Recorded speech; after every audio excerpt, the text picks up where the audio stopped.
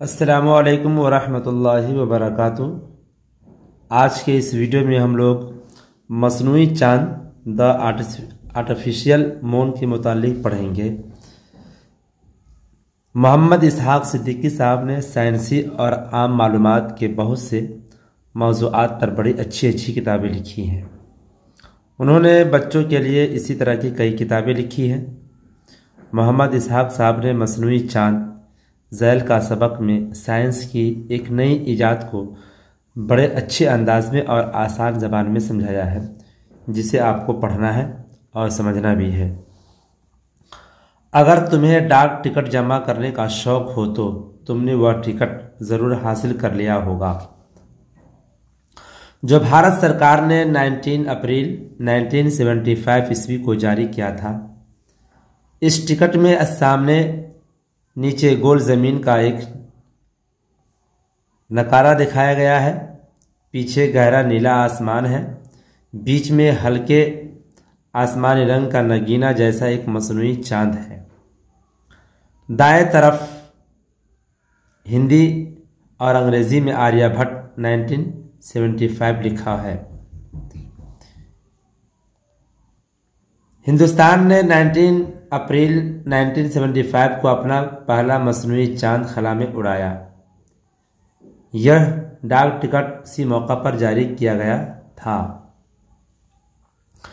हिंदुस्तान के इस मसनूई चाँद का नाम आर्यभट्ट रखा गया। आर्यभट्ट हिंदुस्तान के एक मशहूर रियाज़ीदां थे। उन्होंने 5वीं सदी ईस्वी में अलजेब्रा के बुनियाद पर उसूल दरियाफ्त किए थे और चाँद, सूरज वगैरह के बारे में अहम बातें मालूम की थीं। हिंदुस्तान के मसनूई चाँद से पहले रूस, अमेरिका, बरतानिया, इटली, फ्रांस, ऑस्ट्रेलिया, मगरबी जर्मनी, चीन और जापान अपने मसनूई चाँद खला में भेज चुके थे। इसी तरह हिंदुस्तान 11वां मुल्क है जिसने मसनूई चाँद खला में उड़ाया। मसनूई चाँद धात का बना हुआ एक तरह का डब्बा होता है जिसमें मुख्तलिफ किस्म के साइंसी आलात लगे होते हैं। यह आलात बड़े कीमती होते हैं। आर्यभट्ट को हिंदुस्तानी साइंसदानों ने 26 महीने में तकरीबन 5 करोड़ रुपए की लागत से तैयार किया था। ये तो तुम जानते ही हो कि ज़मीन हर चीज़ को अपनी तरफ खींचती है। ज़मीन की इस ताकत को क़ुव्वत-ए कशिश कहते हैं। अगर ज़मीन में ये ताकत न होती तो उस पर कोई चीज़ कभी न टिकती। खला में उड़ती हुई न जाने कहाँ से कहाँ चली जाती। तुम चाहे जितनी ज़ोर से गेंद उछालो, बुलंदी पर जाने के बाद वापस आ जाती है, क्योंकि ज़मीन की कशिश उसे खींच लेती है। लेकिन ज़मीन से जितनी दूरी होती जाती है, ज़मीन की कशिश भी कम हो जाती है। इस बात को एक मिसाल से समझो। तुमने डोर में बंधे गेंद को अपने चारों तरफ बहुत नचाया होगा। अगर तुम उसे एक ख़ास रफ्तार से चक्कर दो तो डोर तनी रहेगी और गेंद घूमता रहेगा। लेकिन अगर तुम गेंद घुमाने की रफ्तार को कम करते जाओ तो एक हद के बाद डोर का तनाव ख़त्म हो जाएगा और गेंद नीचे की तरफ झूलता रहेगा। जो ताकत किसी चीज़ को गर्दिश के मरकज़ से बाहर की तरफ ले जाना चाहती है उसे मरकज़ गुरेज कहते हैं, क़ुव्वत कहते हैं। उसे मरकज़ गुरेज क़ुव्वत कहते हैं। जब तुम डोर में बंधे गेंद को नचाना शुरू करते हो तो मरकज़ गुरेज क़ुव्वत पैदा होती है जो गेंद को बाहर की तरफ ले जाना चाहती है। लेकिन डोर में तनाव के ज़रिए तुम्हारी ताकत उसे तुम्हारी तरफ खींचे रखती है। जब तक ये दोनों क़ुव्वतें मरकज़ गुरेज क़ुव्वत और क़ुव्वत कशिश बराबर रहती है, गेंद घूमता रहता है। जब तुम गेंद तेज़ी से नचाते हो तो मरकज़ गुरेज क़ुव्वत गेंद के घूमने की रफ्तार के साथ बढ़ती है। जब गेंद की रफ्तार धीमी होती है तो मरकज़ गुरेज क़ुव्वत कम होने की वजह से डोर ढीली पड़ जाती है और गेंद तवाज़ुन खो देता है कुदरती चांद ज़मीन के इर्द गिर्द इसीलिए चक्कर लगाता रहता है कि उसकी मरकज़ गुरेज़ क़ुव्वत ज़मीन की क़ुव्वत कशिश के बराबर रहती है।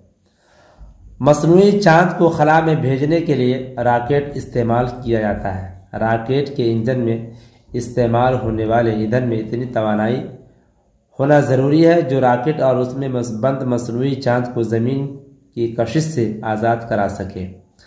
रॉकेट की मामूली सूरत आतिशबाजी की हवाई है, वही हवाई जिसे आप शादी और दूसरी खुशी के मौके पर आसमान में रंग बिरंगे सितारे बिखरते हुए देखते हैं।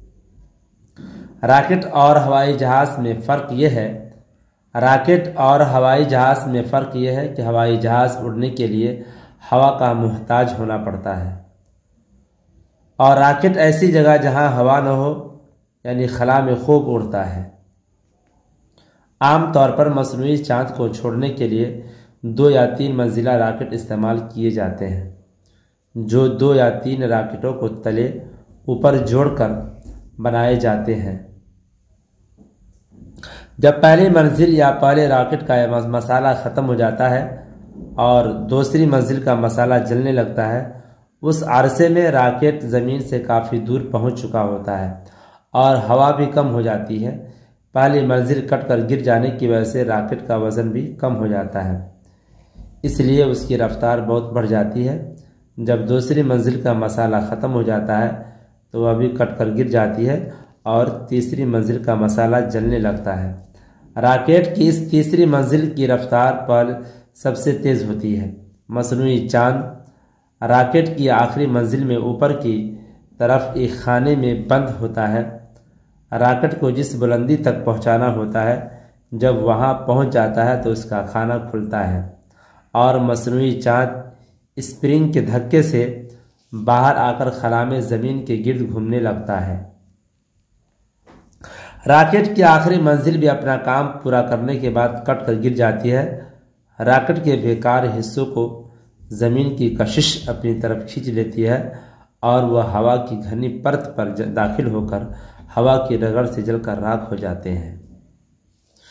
दुनिया का पहला मसनूई चांद रूस ने 14 अक्टूबर 1957 को छोड़ा था। उसका वज़न 83.2 किलोग्राम था। रूसियों ने उसका नाम स्पुतनिक रखा था। स्पुतनिक के मानी है हमसफ़र। अमेरिका ने अपना मसनूई चांद 1 फरवरी 1958 को भेजा था। उसका नाम था एक्सप्लोरर। उसके मानी है खोज निकालने वाला। उसका वज़न सिर्फ 14 किलोग्राम था। हमारे मसनूई चांद का वज़न 360 किलोग्राम है। ये वज़न इतना ज़्यादा है कि उसे खला में पहुंचाने के लिए जितने ताकतवर रॉकेट की ज़रूरत है उतना ताकतवर रॉकेट हिंदुस्तान के पास न था। इसलिए पहले से तयशुदा मंसूबे के मुताबिक उस मसनूई चांद को रूस ले जाया गया और एक रूसी रॉकेट की मदद से उसे छोड़ा गया। मसनूई चांद के बड़े फ़ायदे हैं। वह ज़मीन से सिर्फ इतनी दूर होता है कि वहाँ से पूरे बर्र आज़म और बहर आज़म नज़र आते हैं। मसनूई चांद में खुदकार ऑटोमेटिक टेलीविज़न कैमरा लगा दिया जाता है। उस कैमरे की मदद से ज़मीन के मुख्तलिफ हिस्सों की तस्वीरें खींचती रहती है और यह तस्वीरें दुनिया में देखी जा सकती है। इन तस्वीरों की मदद से दुनिया का सही नक्शा बनाया जा सकता है। अमेरिका के एक मसनूई चांद ने यह भी मालूम किया है कि ज़मीन नारंगी की तरह गोल नहीं है बल्कि नाशपाती से मिलती जुलती है। मसनूई चांद की मदद से आने वाले मौसम का हाल भी पहले से ही मालूम किया जा सकता है। इसमें लगे हुए टेलीविज़न कैमरे ज़मीन के ऊपर मंडलाने वाले बादलों की तस्वीरें भेजते हैं और दूसरे आलात हवा के दबाव और दर्जा हरारत वगैरह की इत्तला देते हैं। उनकी मदद से ये बताया जा सकता है कि कहाँ तूफ़ान आएगा, कहाँ सैलाब, कहाँ बर्फ़बारी होगी और कहाँ सूखा पड़ेगा।